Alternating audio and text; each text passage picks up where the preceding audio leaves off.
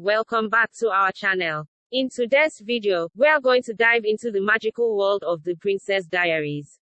Released in the year 2001, this iconic movie captured the hearts of audiences worldwide. So, grab some popcorn and get ready for an enchanting journey. Let's begin. Mayor Thermopolis is a shy 15-year-old girl who lives with her penta mother in a renovated San Francisco firehouse. She is socially conscious and has a hard time making friends. As a result, she isn't very popular at school and is often bullied by a cheerleader. Lana Thomas Mayor is best friends with a girl named Lilly Moscovitz who shares similar personality traits to her. Mayor has a crush on one of the popular guys, Josh Bryant, who is also Lana's boyfriend. She sees them kissing and imagines herself in Lana's place. That day, Mayor goes against Josh in a debate competition. A confident Josh makes everyone cheer with his bold opinions, but when it is Mia's turn, she stutters, making the entire class laugh at her. Humiliated, she runs away as everyone makes fun of her. After school, her mother says that her grandmother on her father's side has come to San Francisco from Genovia and wishes to meet her. Mia is confused as to why she wants to meet all of a sudden when she has never bothered to contact them till now. The next day after school, she goes to the address and ends up in front of a massive mansion.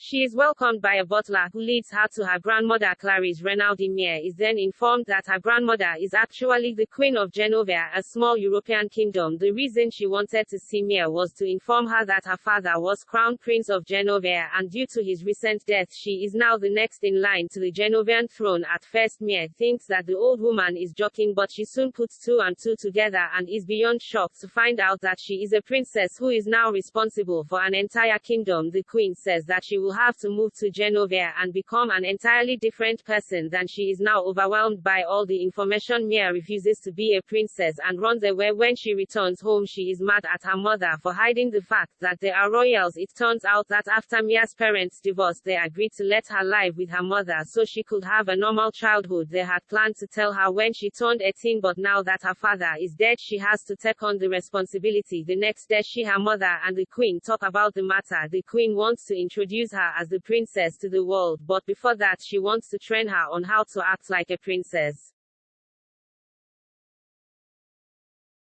Mia is strictly against the idea, but her mother persuades her to attend the princess classes and decide if she wants to be a royal. After that, till the ball, Mia will have to keep this a secret. The Queen then sends Mia off with the head of security, Joe, who has been appointed to take care of her and ensure her safety until she is declared a princess to the world. Mia is also gifted a limo for her daily trip to the school. She picks up Lily on the way, who is mesmerized by the car. After school, Mia goes to a car repair shop and finds out that her old car costs $400 to repair. Lily's brother Michael, who works in the shop, has had a crush on Mia for a long time, but she hardly acknowledges him. Following that, Mia goes to the mansion for her first princess lesson. The Queen critiques her looks and tells her assistant everything that needs to be changed. She also teaches Mia about good posture and hygiene that a princess should possess. Following that, Mia learns about all the royal etiquettes, from dancing to dining to personal presentation. Every day after school, she goes to the mansion for the lessons. Because of this, she and Lily hardly get to spend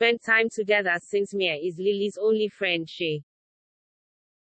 They hat off and everyone is surprised by her beautiful hair. The following day, Michael asked Mia to come to a music convention that he is going to perform in. He is really passionate about music and hopes she will be there to watch him perform. Mia promises to come but is dismissive about it. When she reaches school, she is swarmed by reporters who ask her several questions about being a princess. The secret has somehow gotten out and Mia is in trouble. She believes that Lily told it to everyone, but Lily insists it wasn't her. When the situation gets out of hand, the Queen comes to the school. They find out that the stylist Paulo was the one who told the media about Mia to claim his word to fame. The next evening, the Queen holds a royal dinner party where she presents Mia to some high-ranking royals from around the world. The dinner goes pretty well until Mia accidentally lights a guest's sleeve on fire and dumps his arm into an ice bucket. As she tries to pick it up, the servers trip and fall to the ground, dropping the fruits onto the guests. The Queen sits holding her head at the disastrous dinner, but the guests laugh it off. In the next training following season. Contrary to Mia's predictions, the queen isn't mad at her. In fact, she cancels all her meetings to spend a day with her granddaughter. They go to the arcade together and have a lot of fun. The queen plays all of Mia's favorite games, takes pictures with her in a photo booth, and tries her favorite corn dogs. On their way back home, Mia drives, but while trying to climb up a slope, the car's brakes malfunction. She crashes the car into San Francisco's famous cable cars loaded with people. The police are about to arrest Mia, but the queen uses her public speaking abilities to persuade the officers into letting them go. By the end of the encounter, he even calls a police car to drive the royals back home. Mia is impressed by her grandmother's skills and even calls her the best queen. When she goes to school the next day, she is surrounded by kids asking for her autograph. She was used to being unseen, but now she is the talk of the school. Even Lana pretends to be her friend to a reporter for clout. Her longtime crush Josh asks her out on Saturday to a beach party, and Mia agrees to go. She then apologizes to Michael for not being able to come to the convention. He is clearly hurt that she is ditching him for Josh. At night, Mia's mother points out that Josh never liked her before he knew she was a princess, but Mia ignores her.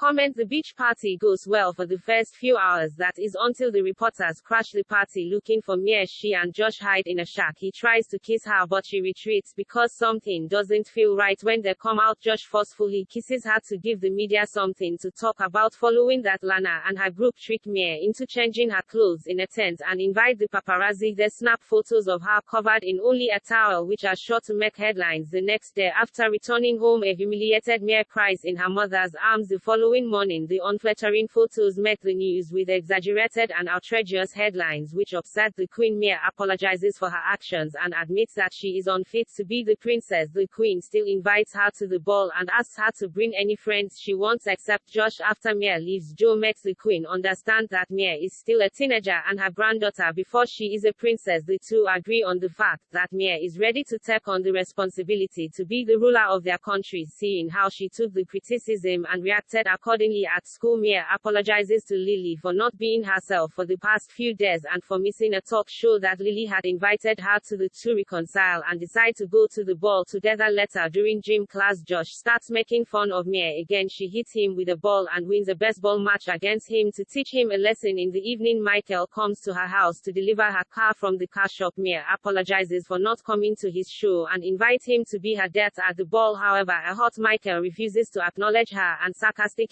claims that Josh would look better in a tuxedo. Mia and her nerdy friend are together during lunch when Lana and her group make fun of the two having had enough of the bullies. Mia smothers ice cream on Lana's dress, embarrassing her in front of everyone. Later that day, the queen apologizes for being harsh on her and asks her to give a speech to renounce her title to the people at the ball. She also hands Mia a diary that her father wanted to give her for her 16th birthday. After she leaves, Mia decides to run away to Colorado, scared of disappointing the queen and the people at the ball with her speech. The responsibility feels like too much burden for her, so she has decided to take the easiest way out. After packing the bags, she reads a letter her father had left her. In the letter, he explains the importance of courage for a royal. He also claims that he loves her mother and her very much touched by his words. Mia changes her mind and decides to go to the ball. Since she had told everyone she would come to the ball herself, she has to drive in the pouring rain. To her misfortune, the car breaks down on the way. Somewhere else, Michael receives a pizza with sorry written on it. After realizing that Mia is making an effort to make him feel better, he decides to go to the ball. Just when Mia starts to give up, Joe arrives in the limo and picks her up. When Mia doesn't arrive for a long time, the queen starts the speech. In the middle of it, she sees Mia drenched from head to toe, ready to talk, so she leaves the stage for her. At first, Mia stutters like she usually does when speaking in public, but then she remembers her father's words and gives a heartfelt speech to the crowd. At the end of the speech, she announces herself as the Princess of Genovia, making the guests applaud. Moments later, she is crowned as the princess. She then changes into a beautiful dress and dances with Michael. The pair excuse themselves and come to the garden. Michael expresses his feelings to her and the two finally kiss. In the following scene, we see Mia flying to Genovia to officially take on the duty of being a royal. Her mother is also moving with her, and Michael and Lily are visiting for summer vacation. At the end of the movie, we are shown the massive palace of the royals of Genovia. That's it for today's video. If you enjoyed this content, don't forget to hit the like button and subscribe to our channel for more movie reviews and discussions. Thank you for joining us, and until next time, stay royally awesome.